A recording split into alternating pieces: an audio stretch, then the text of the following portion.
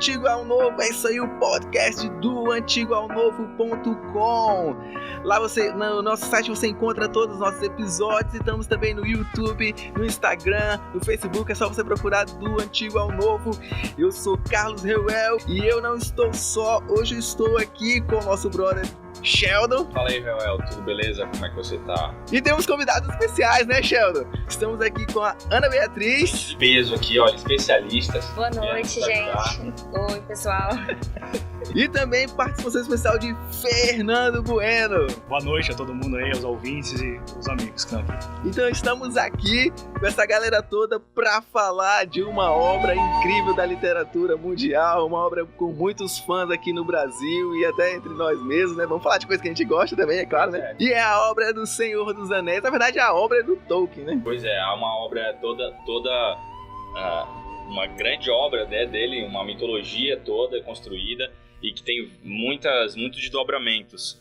E a gente vai não só discutir sobre o Senhor dos Anéis, né? Apesar de ser a obra mais conhecida da galera, né, Senhor dos Anéis, mas ele ele criou um mundo, né, com várias diversidades. Isso é o louco da obra dele, né? E com várias conotações, né? E o Tolkien, Aninha, quem era esse autor, Tolkien? Primeiramente, pedir licença, né, aos fãs do Tolkien, se a gente falar alguma coisa. Eu sei que o pessoal é muito sensível, né? É verdade, os fãs do Tolkien são... Depois podem mandar aí, corrigindo, não tem problema. Nós não somos mestres em Tolkien, né? Nós estamos aqui para contribuir. O Tolkien, ele nasceu na África do Sul, na época, numa cidade chamada Bloemfontein. Era uma província da Inglaterra. E ele morou ali com os pais dele, só que depois voltaram para a Inglaterra com a mãe. O pai dele faleceu lá na África do Sul. E a mãe dele que criou ele, deu essa influência cristã na vida dele. Só que muito cedo ela faleceu. E aí a guarda dele, do irmão dele, ficou com um padre. E o Tolkien, ele era muito assim, como é que eu posso dizer, muito obediente, né? Então ele seguia bem certinho, ele observava bem as coisas, as coisas cristãs. Tanto é que ele se apaixonou por uma moça e o padre achou que não era interessante para o momento, ele ainda era muito jovem, ele se relacionar. Poxa, esse padre é malo, hein? Mas ele obedeceu, né? E quando ele chegou quando ele ficou ali na maioridade, ele foi, né, atrás dela e aí eles se casaram, tudo. Uau. E nessa época o Tolkien na Inglaterra estudava bastante. Ele sempre foi muito, muito interessado na questão linguística, desde criança. Ele achava muito interessante a sonoridade das palavras, então ele se dedicou muito a isso. E quando ele entrou em Oxford, ele dava aula, né? Ele era um filólogo, ele estudava as línguas, né? Filólogo. E aí ele dava aula ali de literatura, ele dava aula de língua estrangeira, do anglo-saxão, outras matérias também, mas o grande amor dele era essa questão do estudo da língua. E foi lá que ele conheceu um autor que nós conhecemos muito, que é o C.S. Lewis. C.S. Lewis, nosso queridinho. Isso, nosso queridinho, todo mundo conhece C.S. Lewis. Muitas pessoas podem até não conhecer o Tolkien, mas conhecem o C.S. Lewis, né? No meio dos conhecem o Tolkien pela obra do Senhor dos Anéis. E aí eles começaram esse laço de amizade. O C.S. Lewis admirou muito ele por essa facilidade que ele tinha de entender a palavra, a linguagem. O C.S. Lewis dava aula de literatura. E nessa época assim, que eles conheceram, eles tiveram meio um atrito, porque o Tolkien sempre achou que o estudo da palavra em si, a formação da palavra, era mais importante do que a história completa, né? Você tinha que entender a origem daquela palavra. E aí o Lewis ficou meio assim, poxa, você está desmerecendo, né, a minha cadeira? Mas depois, eles, com os anos de amizade, eles começaram a se entender e entraram num consenso. Nessa amizade deles, o Tolkien apresentou, depois de uma época, o Hobbit. E quando ele publicou o Hobbit, o C.S. Lewis, que já era conhecido na época na Inglaterra, tinha uma palavra de peso, ele fez questão de fazer uma resenha, né, nos jornais falando sobre o Hobbit. E aquilo foi assim sensacional, porque daí todo mundo se interessou muito em ler. E o Tolkien conta, né, na história dele, que ele estava um pouco preocupado porque o Hobbit, ele tinha um caráter meio infantil. Ele fez pensando nos filhos dele. Né? Então ele ficou preocupado daquilo não ser aceito. Ele era um professor de uma grande universidade. E aí, com essa resenha do Lewis, ajudou ao pessoal se interessar e todo mundo viu, poxa, não é algo assim só infantil, né? Foi muito interessante para os adultos. Eles tinham um grupo, né, que discutia mitologia Isso, nórdica. eles Eles eram especialistas em mitologia eles nórdica. estudavam, eram os Inklings. Desculpa aí a pronúncia, né? Eles liam, é uma coisa assim que é sensacional, que a gente não tem hoje, né? Eles se reuniam para ler livros, né? E o que mais chamava a atenção deles no Tolkien era o quê?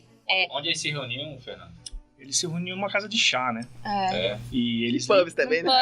Não, os pubs, claro. Sim, mas assim, pub. né? Ficou conhecido como uma casa de chá. Baby Eagle, um negócio assim, né? Eu não me recordo. Isso, e agora. tem uma história que eles apareciam em um pub, e quando eles iam pro segundo pub, o dono do outro pub já sabia que tinha acabado a cerveja naquele ano anterior, né? Então, aí, o que aconteceu? O Tolkien começou a ler, nesses encontros dele, o que ele ia escrevendo do Senhor dos Anéis, né? E aí, eles iam ouvindo, e o Lewis foi a grande influência dele, porque, assim, ele dava opinião, ele criticava, olha, essa parte aqui não é legal, e o Tolkien ouvia bastante ele, né? Eles eram grandes amigos, eles levavam muito em conta o que ele falava. E aí, por conta dessa influência, e ainda durante muitos anos, né, Fernando, nasceu o Senhor dos Anéis, quase 10 anos. Fazer só né? um linkzinho entre pra galera aí que tá um pouco perdida, né? O que é o Hobbit, Fernando? O Hobbit, de início, era um livro infantil escrito para os filhos dele, né? Ele tinha o trabalho dele com a faculdade e ele gostava muito de ler para os filhos. Daí ele começou a criar histórias da cabeça para os filhos dele, mas nunca tinha um ponto específico. Às vezes era uma história que durava um dia só. E teve um dia que ele estava corrigindo provas, ele pegou uma folha em branco de um aluno que provavelmente tirou 0 e escreveu na folha, numa toca vivia um hobbit. E ele não sabia para onde que aquilo foi, porque ele, desde criança, ele gostava de criar frases, né? E essa foi uma frase que ele criou e ele começou a ficar com aquilo na cabeça, e ele começou a desenvolver aquilo, e todo dia ele começava a contar para os filhos dele, e ele começou a ver o que mais agradava também, né? E ele resolveu escrever, desenvolver melhor aquilo lá, né? Depois que O Senhor dos Anéis até já tinha sido lançado, ou estava para ser lançado, ele chegou a reescrever, né, algumas partes do Hobbit, né? Fazer o link, né? Isso, porque teve algumas coisas que não faziam sentido, e daí ele quis corrigir, né, entre aspas, e para que fizesse sentido depois no próximo livro. Então, depois do sucesso do Hobbit, que iniciou aí ele escreveu o Que ele Senhor entrou dos de Anéis, cabeça, né? né? O que acontece? Ele escreveu o Hobbit, e como o Hobbit foi muito bem recebido, me corrige, tá, Fernando? Se não estiver certo. O Hobbit foi muito bem recebido, o editor falou assim, queremos mais Hobbits, mais figurinhas de Hobbitzinhos. E aí ele chegou apresentando o Silmarillion, que é um outro livro dele. E aí o editor falou assim, o Silmarillion é muito denso. O Silmarillion, eu costumava dizer que se tudo se perdesse, assim, alguém encontrasse aquele livro, era como se fosse uma bíblia. Porque ele conta uma criação e, enfim, é muito denso mesmo, é incrível. E aí o editor falou assim, não, eu quero hobbitzinhos, eu quero histórias, né? Os hobbits. E aí ele pensou, bom, então vou dar continuidade. E aí ele entrou escrevendo O Senhor dos Anéis. Tanto é que no início do Senhor dos Anéis, ele é bem suave, ele é bem tranquilo, ele retrata o condado, ali com os hobbits e tudo, como que eles viviam. E aí o livro vai ficando mais denso, né? E aí ele até vai entrar num capítulo, no momento do Silmarillion também, né? A história do Anel. Como ele foi contrariado, né? Ele acabou deixando O Senhor dos Anéis, como acho que todo mundo conhece, já viu pelo menos o livro, sabe que é uma obra comprida, né? Longa. Sim. Então ele acabou assim... Dá preguiça para um brasileiro. Como ele foi um pouco contrariado, ele começou a colocar elementos daquele outro livro dele lá dentro, né? Então, se bem que o Silmarillion ele não terminou, né? Não, o Silmarillion não foi ele que lançou. Quem lançou foi o filho dele, Christopher, né? Mas Christopher antes de fazer o Tolkien. Senhor dos Anéis, já tinha uns rascunhos Já. do Silmarillion? Não, o Silmarillion, ele começou a ser... Bom, o Silmarillion, a gente já talvez não podemos falar assim. Os escritos que geraram o Silmarillion, ele começou a ser escrito já na Primeira Guerra Mundial. Sério? É, Sério. É Nas bem interessante, trincheiras, a né? Aninha falou que ele era filólogo, né? Sim. E a paixão dele era a língua, né?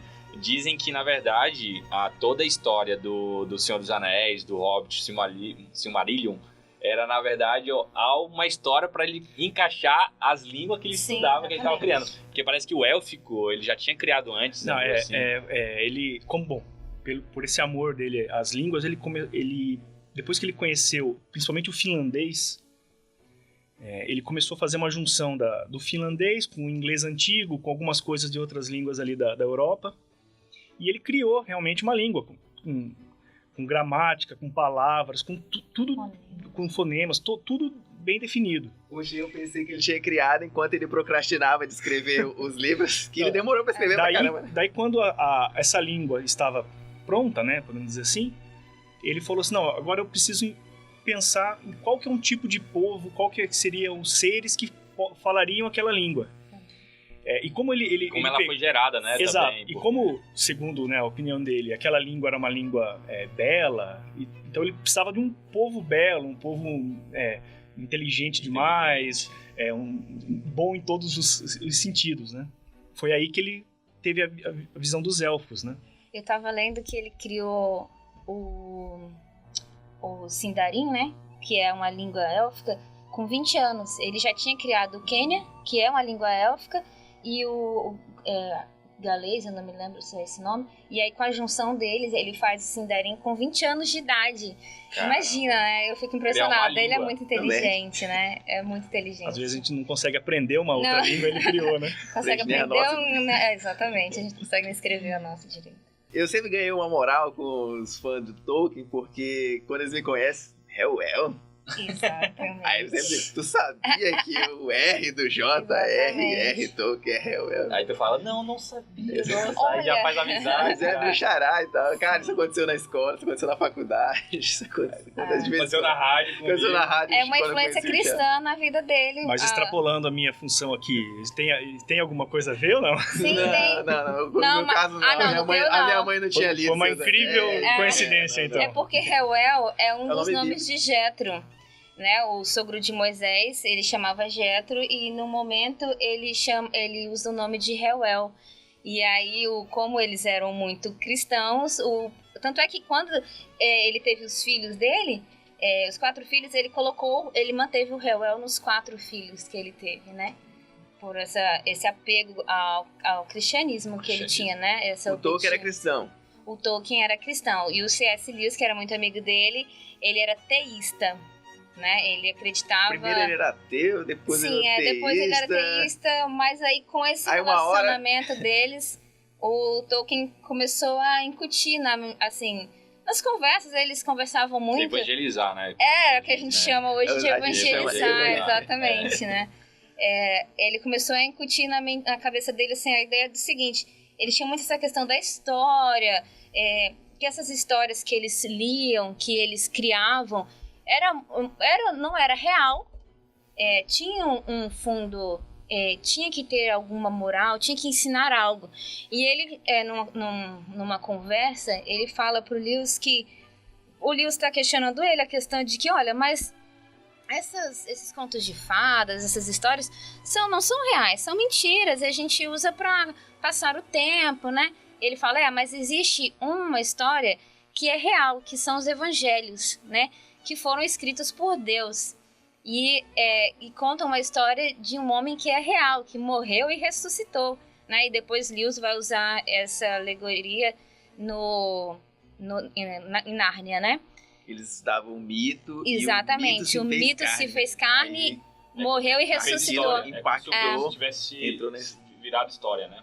E aí impactou. Impactou porque, assim, por mais que ele perdeu não o chão. acreditasse em nada, o fato de que Cristo veio é real, né? E pra ele era real. Ok, ele só talvez não acreditasse na divindade. E aí ele começou a pesquisar isso. E ele teve, acho que, 2 experiências, uma num ônibus e outra naquela motinha que tem um visitante do lado, assim, um Sei, passageiro do lado. Da Segunda Guerra Mundial. Que tá ele, o irmão dele, e ele teve ali que a gente chama assim, tipo uma revelação. Deus falou com ele, alguma coisa assim, né? Epifania. Exato. Palavra, E aí, a partir daquele momento, ele, não, é isso mesmo. E aí ele passou a pesquisar, a escrever sobre o cristianismo. E incrível, né? Ele criou muita coisa, e enquanto ele escrevia muitos livros, né?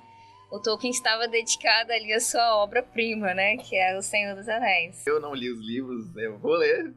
Já prometo pra vocês que lerei. O meu filho vai ler também, ser obrigado, coitado do bichinho. Mas eu assisti os filmes e é impressionante como a gente que é cristão, ainda mais a gente que é da linha pentecostal, né, Sheldon? E aí a gente assiste aqueles filmes e imagina uma batalha espiritual sinistra. Sim. É impressionante como a gente começa a fazer link das coisas, apesar dos escritos não serem nada teológicos. Ele não escreveu... Na verdade é o seguinte, ele é...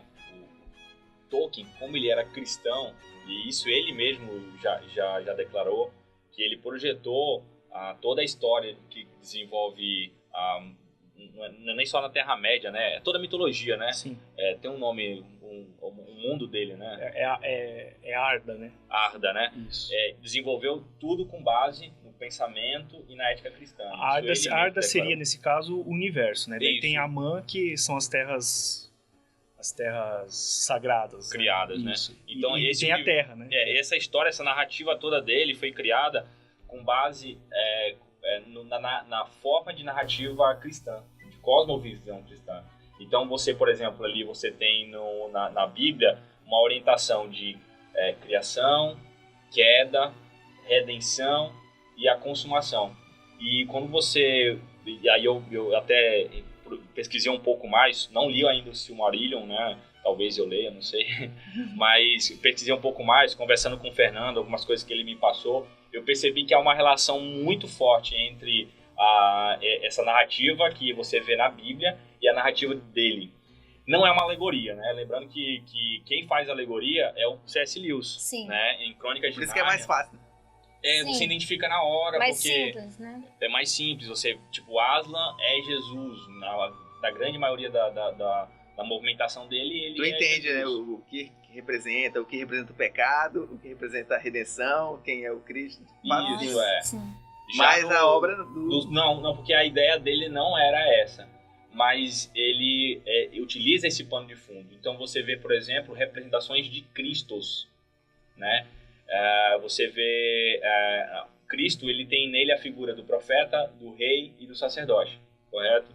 No Senhor dos Anéis, você verifica ali o sacerdote, que é Frodo, que é aquele que se sacrifica pelas pessoas, né? Você vê o profeta, que é Gandalf. Lembrando que o profeta do Velho Testamento, ele era a comunicação de Deus para com os homens. Então era da eternidade, do transcendente para o mundo imanente. Então Gandalf faz essa ligação. E o rei, você tem o Aragorn, né? Que é o rei. Então que você... é o rei ressurgido, né? Ele volta, né? Para reinar. Então você tem toda essa ligação, essa comunicação entre aquilo que é cristão, né? De cosmovisão cristão, e a história dele. Que, na verdade, o que ele queria era passar também alguns valores, né? Em relação à ética, você vê ali a amizade entre Frodo, fidelidade entre Frodo e o... Como é o nome e o Sam, né?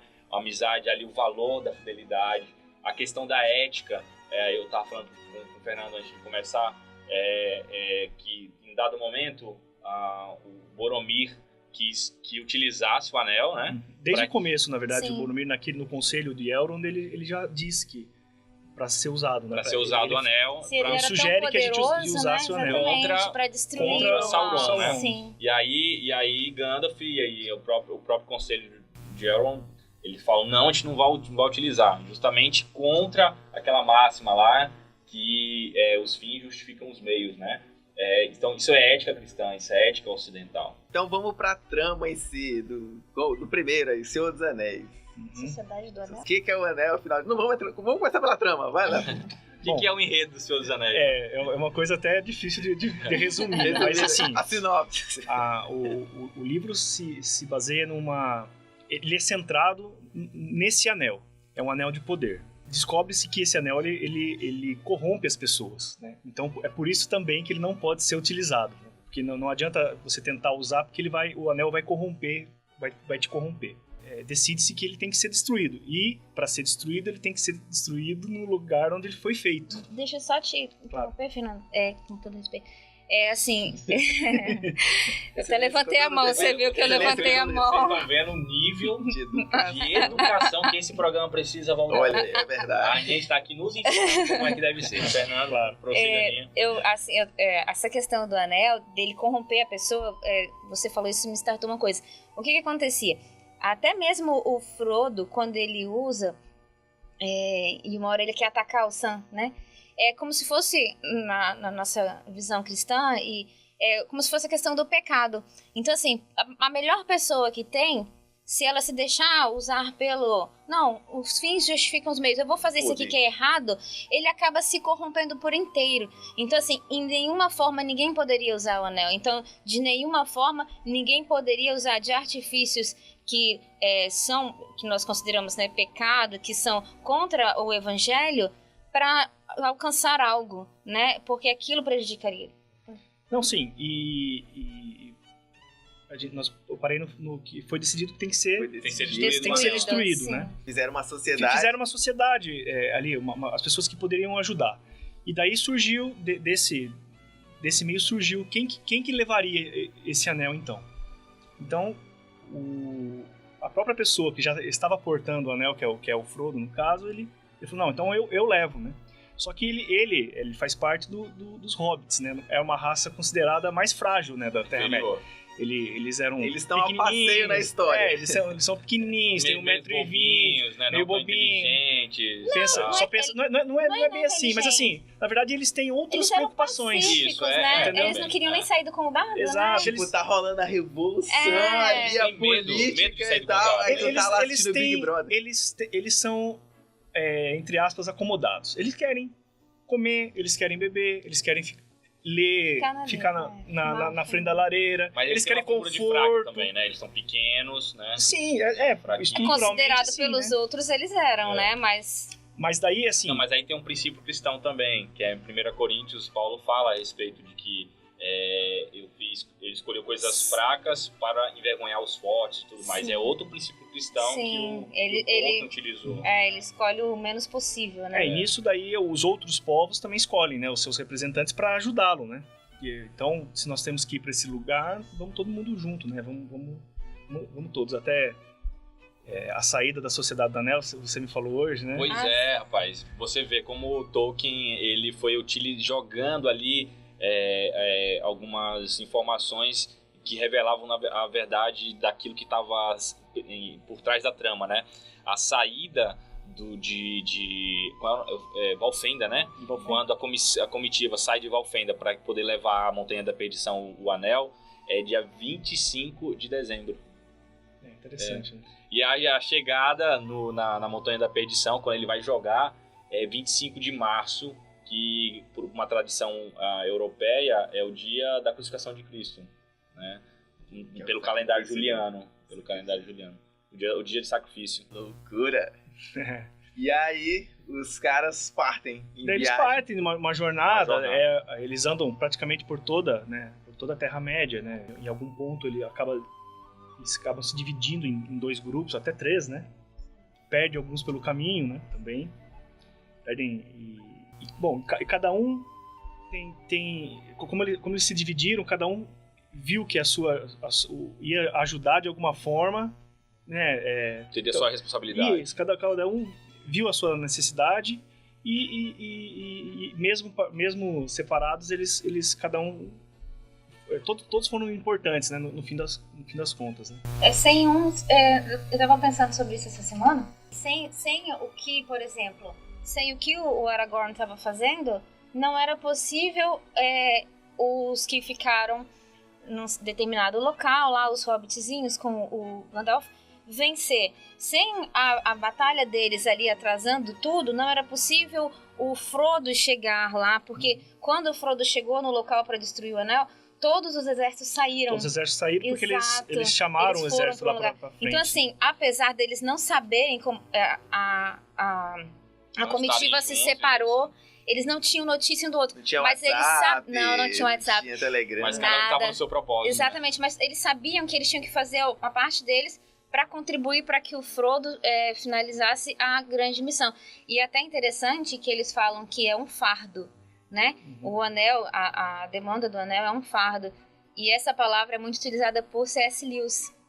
E quem escreve a palavra é o Tolkien. Ele fala que a amizade, ela nasce quando você vê em alguém...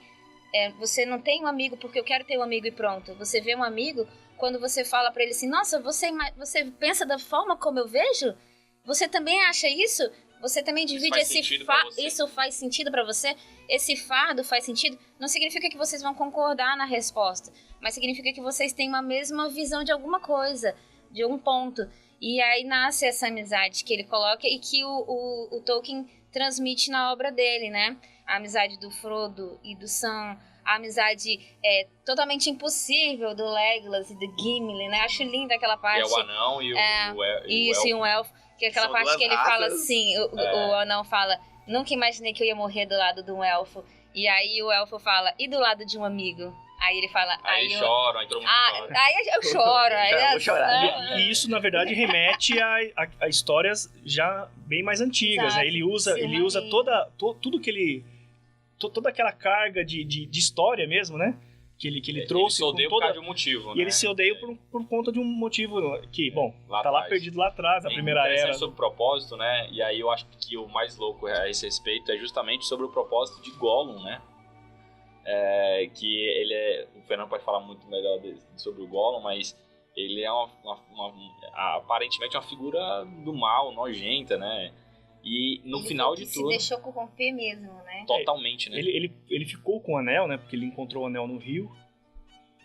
Depois que Sauron perdeu o anel, né, pro rei Isildur, o Isildur foi morto e caiu dentro de um rio. E o anel escapou do dedo do Foi justamente Isildur. porque aí encontraram, né? Os orcs encontraram ele, Isso. Né? Ele diz que o anel traiu o Isildur, né?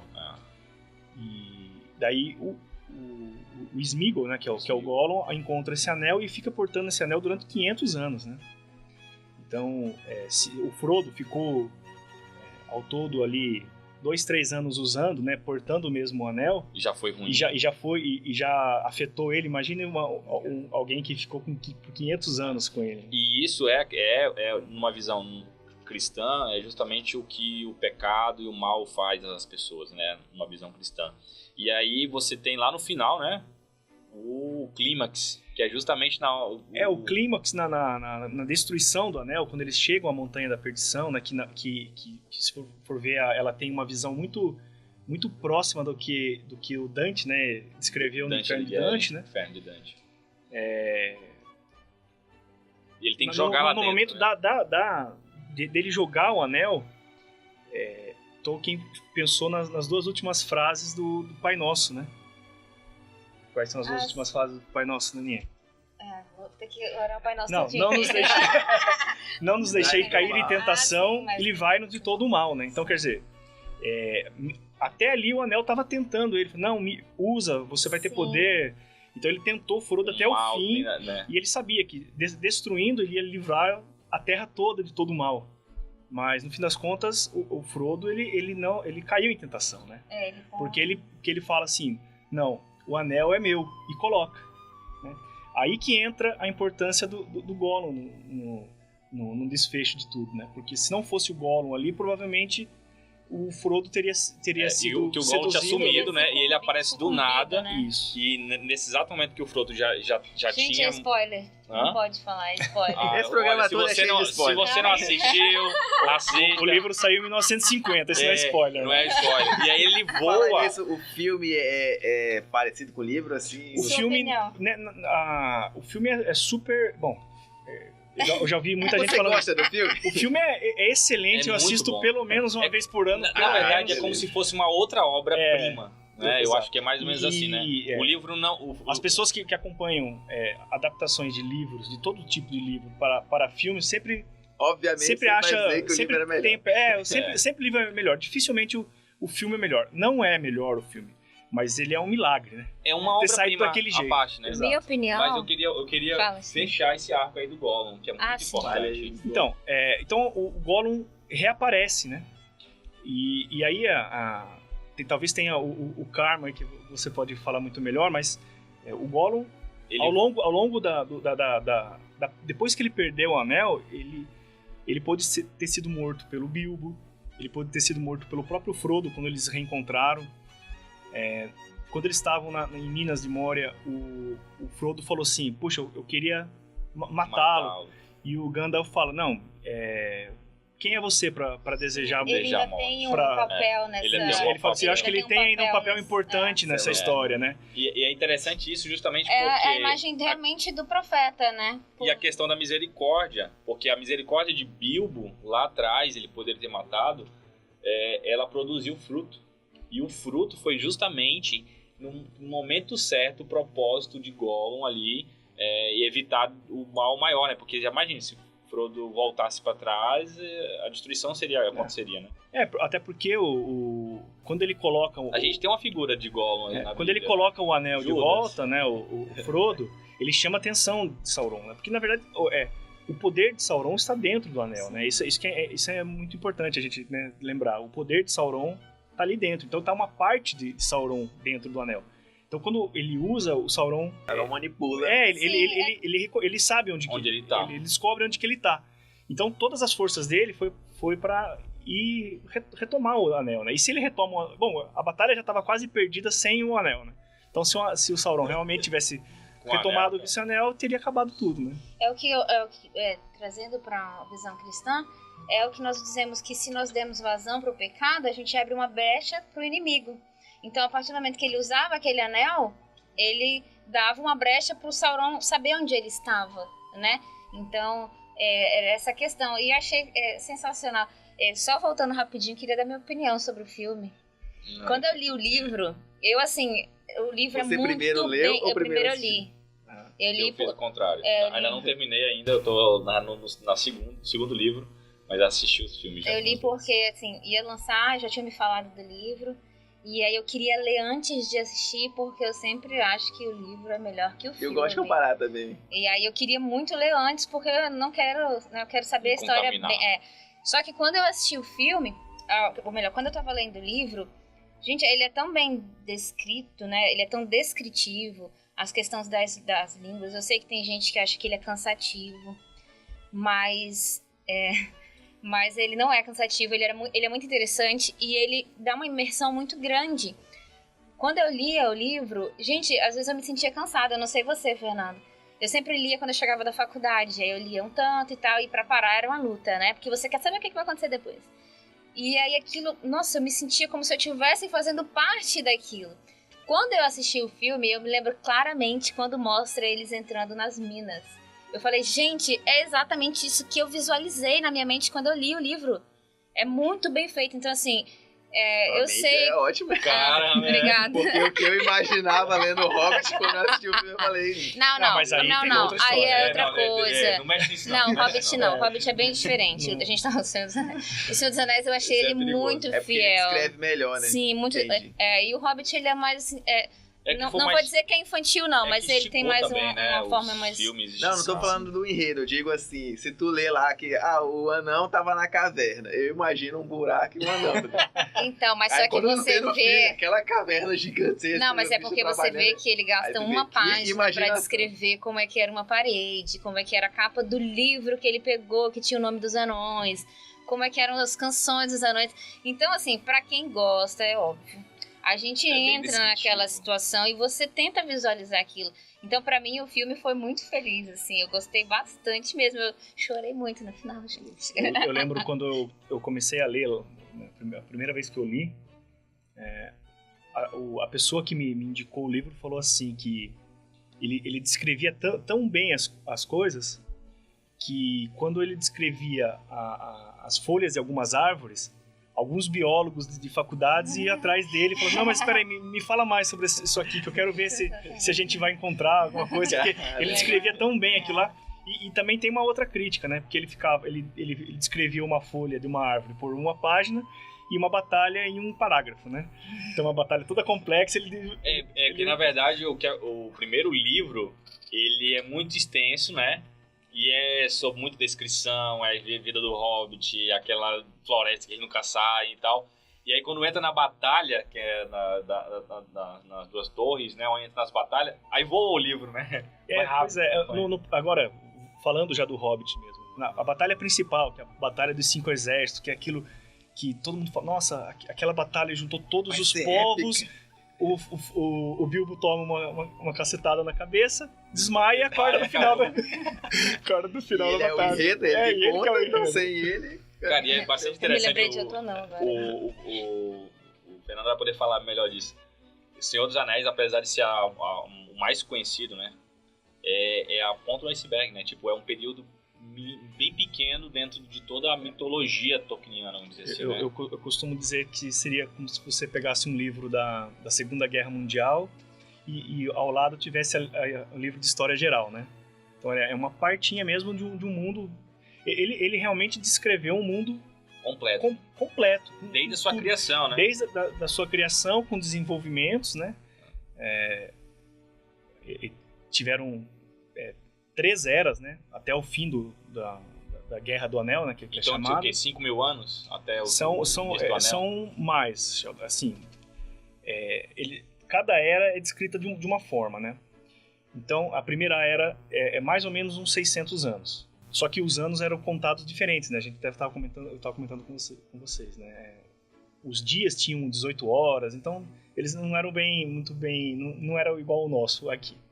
Depois a segunda era já é contada com gerações, né? Então eles dizem que tiveram 21 gerações de determinados reis. Acho que não precisa entrar também em todo detalhe, né?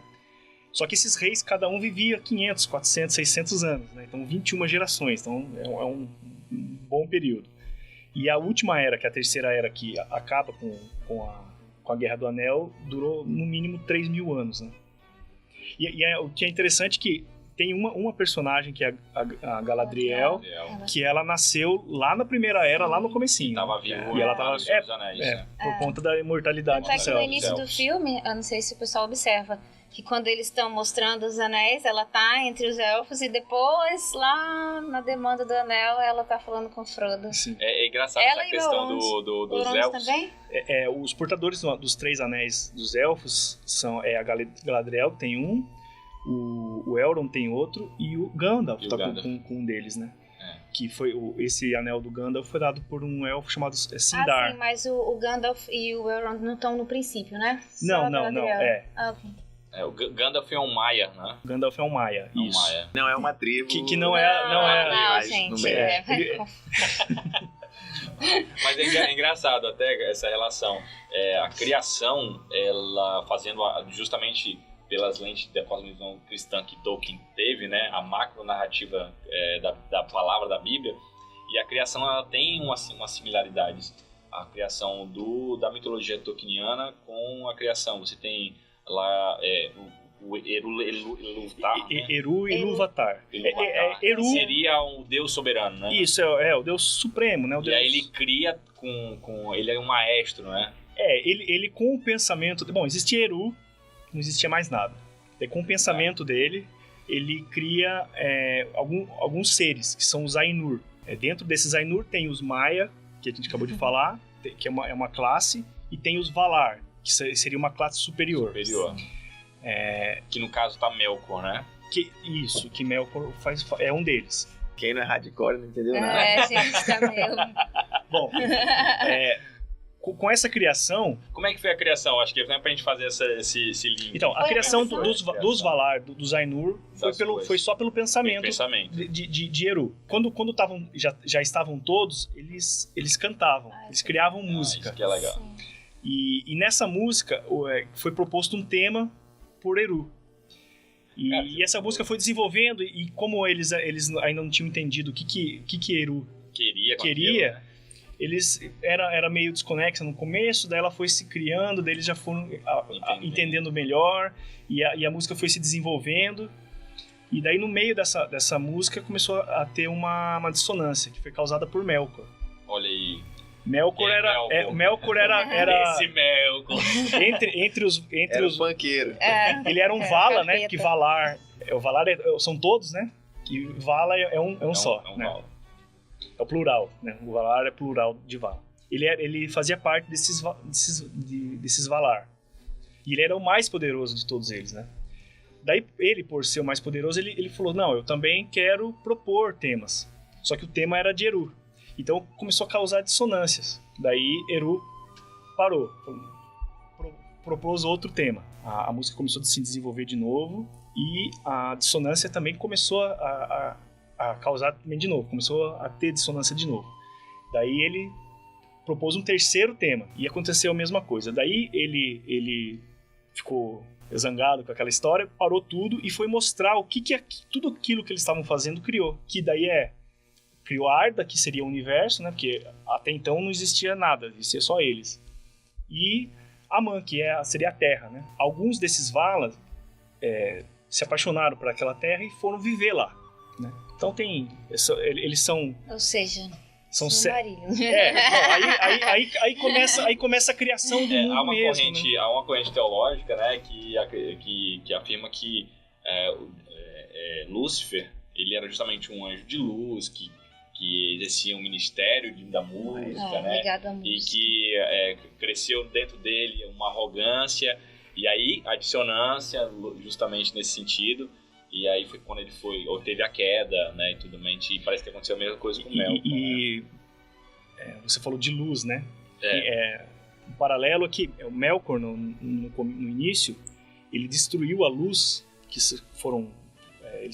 tava tudo escuro, eles criaram luz, ele destruiu a luz 2 vezes. É legal, é interessante esse paralelo também. Tem uma teoria também que Deus criou o universo com música também. Se tu for olhar, na 7 verdade, dias, 7 notas. Uhum. Aí a última teoria de física, de criação de partículas, é a teoria das cordas. Cordas, né? Que é justamente o tocar, a frequência das cordas é que se gera as substâncias do universo, né? É uma ligação bem interessante. Agora, algo importante também, esses Valar, né? Não só a influência cristã, né, como vocês estão falando, mas também tem um pouco de mitologia greco-romana, né? Porque esses Valar, eles eram dedicados a alguma coisa, e né? nórdico também, né? Sim, mas nesse caso é mais, eu acho que é um pouco mais greco-romana, porque é o que mais a gente conhece. A gente conhece os deus da guerra, o deus do mar, né? Então. E eles tinham, né, por exemplo, o principal deles era Mauê, que era deus do ar, das aves. Ele tinha o Ulmo, que era deus das águas, né? E foram justamente esses Valar que foram morar lá em Arda que começaram a moldar a Terra de acordo com aquilo que eles lembravam do que Eru tinha proposto. Só que Melkor ia lá e criava uma fenda ali, quebrava alguma coisa do outro lado, e ele ia bagunçando tudo. Mas no fim, a ação dele que moldou o mundo, né? Sem a ação dele não ia ter as montanhas, ia ser só planícies, não ia ter vales, né? E assim por diante. Existe uma discussão teológica também gigante, imensa, sobre do propósito de Satanás, né? O propósito. Sobre o mal, o bem e o mal, como interage, né? A importância, como... Cara, é muito, assim...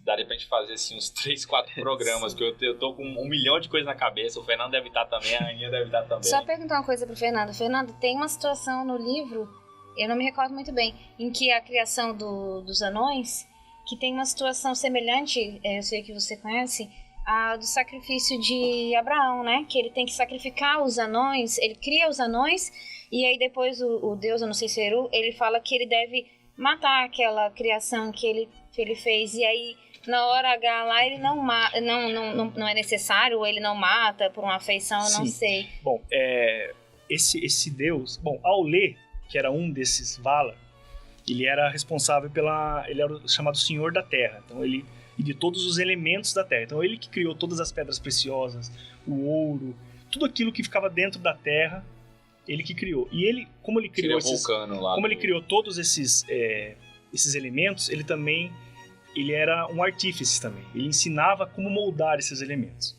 Bom, e com isso em mente a gente volta para lá. Quando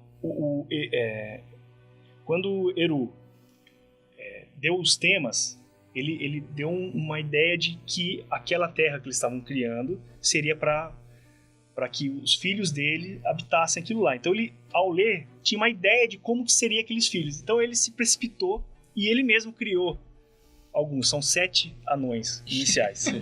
7 anões. E os anões recebem 7 anéis também, depois no final. Mas então, daí ele criou esses anões. Só que como ele não sabia exatamente como seria, então ele criou do jeito que ele imaginava. Então, por isso que os anões são totalmente diferentes dos elfos. Daí, Eru falou, não, eles não podem, só eu posso criar vida dessa forma, né? Só eu, e você vai ter que matá-los. Então, Aulë vai lá para matar os anões. Daí, os anões se acovardam, né? Eles ficam em pânico, né? E assustados, né? E daí Eru ficou com pena, né? Ele olhou para aquilo, não, então vai ser desse jeito. Primeiro, os meus filhos, que são os elfos, vão surgir, vão nascer, e depois eles nascem. Então eles ficaram guardadinhos, né? Tem até uma historinha que parece que aquela birra dos anões é justamente para que eles não caiam na conversa de Melkor, né? Tem alguma coisa nesse sentido. Por isso que eles são tão... Não, eles são turrões. Não, mas como ele foi criado pelo mestre das rochas, por isso que eles gostam de cavar, de pedras preciosas. Usam os machados. Isso, eles são os que melhores trabalham com material, né? Porque eles foram criados por Aulë, que é o deus desse... Seria o Vulcano, né? Do Romano lá, né? O deus do Vulcano, né? Isso. O deus romano. Só que eles eram mais hábeis para trabalhar com isso aí. Os elfos, eles também trabalhavam muito bem com material, só que eles eram imortais, né? Então eles têm muito tempo pra fazer, eles poderiam tudo devagar. Eles achavam que os homens muito apressados, né? Ele fala, tá com pressa aí pra quê? Então é disso que vem esse amor dos anões por pedras, pelo ouro, por joias, por pedras preciosas, isso. Então, pra fechar aí, concluindo este papo sobre Tolkien, sobre Senhor dos Anéis, sobre essa obra magnífica, vocês indicam aí a leitura?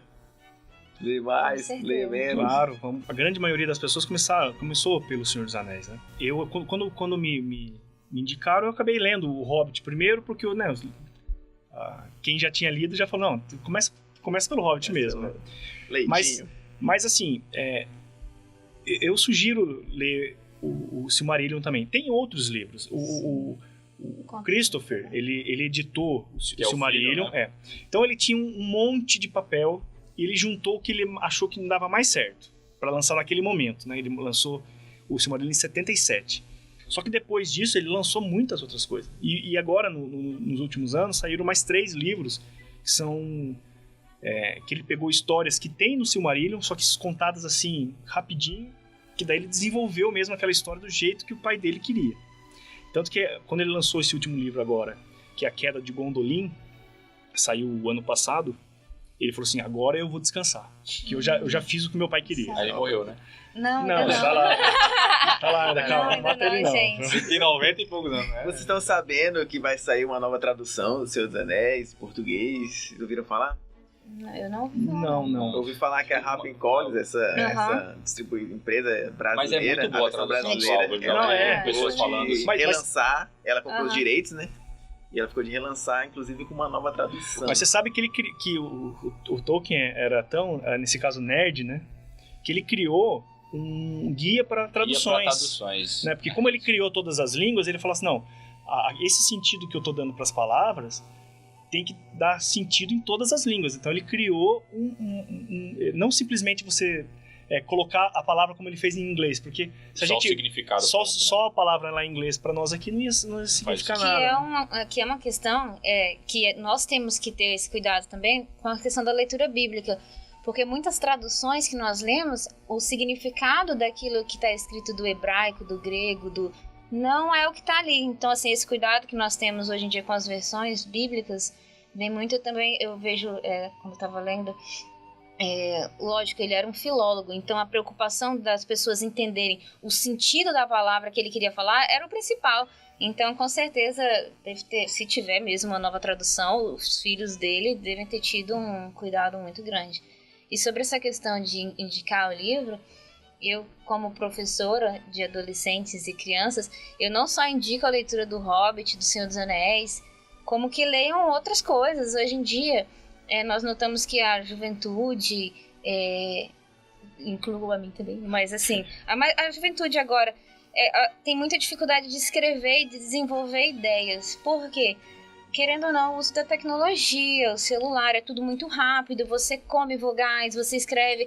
Então, assim, a leitura, ela acrescenta muito na questão da escrita, em você aprender a falar melhor. Então, gente, leiam Tolkien, leiam C.S. Lewis, leiam Sherlock Holmes, leiam 1000 Léguas Submarinas, é super interessante. Não precisa se prender a livros que, nossa, aquele livro da escola é muito ruim. Tem muita literatura boa, tem muita literatura legal que vai acrescentar, que vai te desenvolver sua mentalidade. Então, assim, indico mesmo, assim, a leitura no geral, né?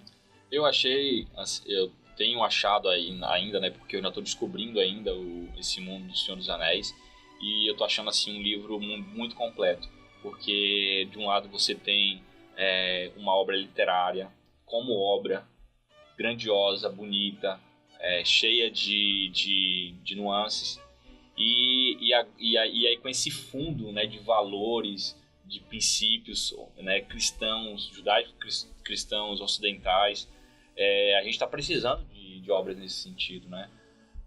Então, assim, eu tô cada dia tô gastando mais aí de Senhor dos Anéis e indico com certeza a leitura. Eu li o primeiro, tô tentando começar o segundo, tô tentando encaixar as leituras, outras leituras aí, seminário, não sei o que lá. Seminário agora, mas o filme já assisti sei lá quantas vezes, tô reassistindo de novo, gosto bastante e recomendo sim a leitura, com certeza.